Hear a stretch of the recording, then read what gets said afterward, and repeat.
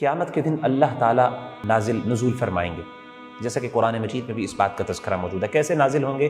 واللہ تعالی عالم کما یلیق بشانہ، اللہ آئیں گے جیسے اللہ کی شان کو لائق، اور لوگ جو ہیں پوری امتیں اکٹھی ہو جائیں گی ساری اللہ کے سامنے۔ 3 قسم کے لوگوں کو بلایا جائے گا۔ پہلے وہ شخص جس نے قرآن مجید کو حفظ کیا ہو یا قرآن مجید کا جو ماہر ہو، جس کو اللہ تعالیٰ نے قرآن مجید کی نعمت عطا کی ہو۔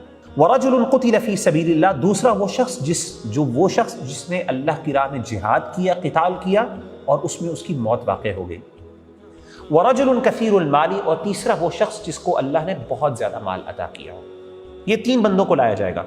فَيَقُولُ اللَّهُ، تو اللہ تعالیٰ سب سے پہلے لِلْقَارِ، قاری قرآن یعنی قرآن مجید کے عالم اور قرآن مجید کے ایکسپرٹ کو کہیں گے، کیا میں نے تم کو وہ چیز نہیں سکھائی؟ کیا میں نے تمہیں اس چیز کا علم نہیں دیا تھا جو کہ میں نے اپنے رسول پر نازل کی؟ یعنی اللہ تعالیٰ اپنا احسان یاد کروائیں گے، کیا میں نے تمہیں وحی کا علم نہیں دیا تھا، قرآن مجید کا علم نہیں دیا تھا جو میں نے اپنے رسول پر جس وحی کو نازل کیا؟ قال بلا یا رب، وہ کہے گا اے میرے رب کیوں نہیں، آپ نے ضرور، آپ نے مجھے بالکل یہی علم دیا۔ قال فماذا عملت فيما علمت، بتا تو نے وہ عمل کیا کیا اس کے اوپر، جو میں نے علم دیا اس پر تو نے عمل کتنا کیا؟ وہ کہے گا کہ اے اللہ تعالیٰ، میں پورا دن اور پوری رات اسی قرآن مجید کی تلاوت کرتا تھا، راتوں کو بھی قیام اللیل کرتا تھا، اور صبح بھی قرآن مجید کی تلاوتیں کیا کرتا تھا، ہمیشہ قرآن مجید کو اپنے ساتھ لگا کے رکھتا تھا، اس کے ساتھ وابستہ رہتا تھا۔ وَتَقُولُ لَهُ الْمَلَائِكَةُ كَذَبْتَ، اور جب اللہ کہیں گے تو جھوٹا ہے اور تو نے جھوٹ بولا، تو اسی طریقے سے فرشتے بھی کہیں گے تو جھوٹا ہے، تو نے جھوٹ بولا۔ اللہ فرمائیں گے تو نے اس لیے، تو نے یہ کام تو نے کیا ہی کیا ہے، لیکن تو نے یہ میری رضا کے لیے نہیں کیا، تو نے اس لیے یہ کام کیا تاکہ تجھے لوگ کہیں کہ کیا بڑا قاری ہے، کیا قرآن مجید کے بارے میں بولتا ہے، کیا ایکسپرٹ ہے قرآن مجید کا۔ اس شخص کو لایا جائے گا جس کو اللہ تعالیٰ نے مال دیا۔ فیقول اللہ لہ، تو اللہ تعالیٰ اس کو کہیں گے، کیا میں نے تجھ کو اتنا مال اور اتنی فراوانی نہیں دی کہ تجھے میں نے کسی اور کا محتاج نہ رہنے دیا؟ قال بلا یا رب، وہ کہے گا اے میرے رب کیوں نہیں، واقعی آپ نے مجھے یہ دیا، یہ مال آپ نے دیا۔ وہ ایکنالج کرے گا، ایکسیپٹ کرے گا۔ آپ صلی اللہ علیہ وسلم نے فرمایا کہ اللہ تعالیٰ فرمائیں گے فماذا عملت فیما آتیتک، تو نے اس کا کیا کیا جو میں نے تجھے عطا کیا، جو مال میں نے تجھے دیا تھا اس کا تو نے کیا کیا، اس کے بارے میں مجھے رپورٹ دے، اس کا مجھے بتا۔ اے اللہ، جو آپ نے مجھے مال دیا تھا میں نے تو اپنے خاندان کے اوپر لٹا دیا، اور میں اتنا صدقہ کرتا تھا، میں اپنے صدقے کے بارے میں معروف تھا۔ تو اللہ تعالیٰ فرمائیں گے لہو کذبت، تو نے جھوٹ بولا۔ وتقول لہ الملائکۃ کذبت، فرشتے بھی کہیں گے تو نے جھوٹ بولا۔ ویقول اللہ تعالی، اور اللہ تعالیٰ کہیں گے بل اردت ان یقال فلان جواد، تو نے اس لیے کہا تاکہ لوگ تیرے بارے میں کہیں کہ کیا سخی آدمی تھا، کتنا خرچ کرنے والا تھا۔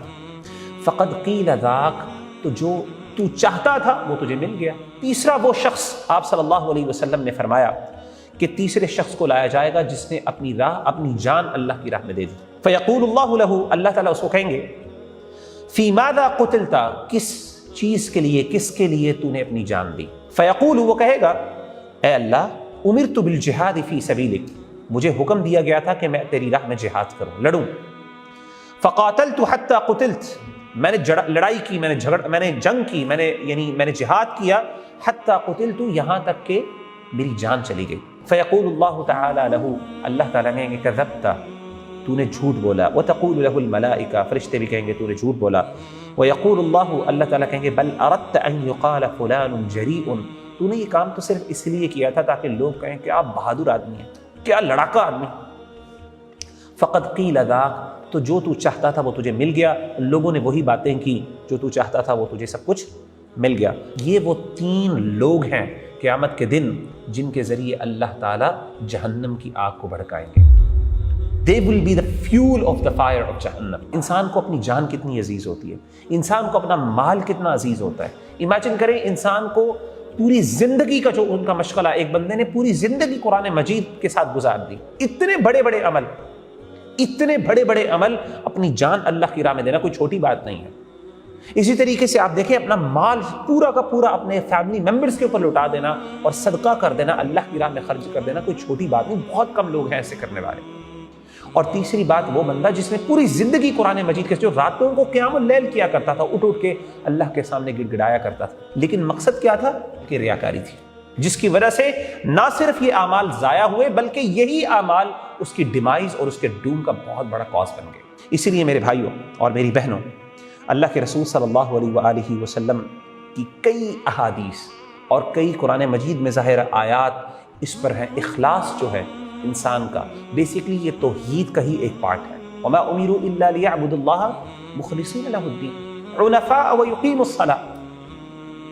اپنے دین کو اپنے اللہ کے لیے خالص کر لیجئے، اپنی تمام عبادتوں کو اللہ کے لیے خالص کر دیجئے۔ This is what is expected of us۔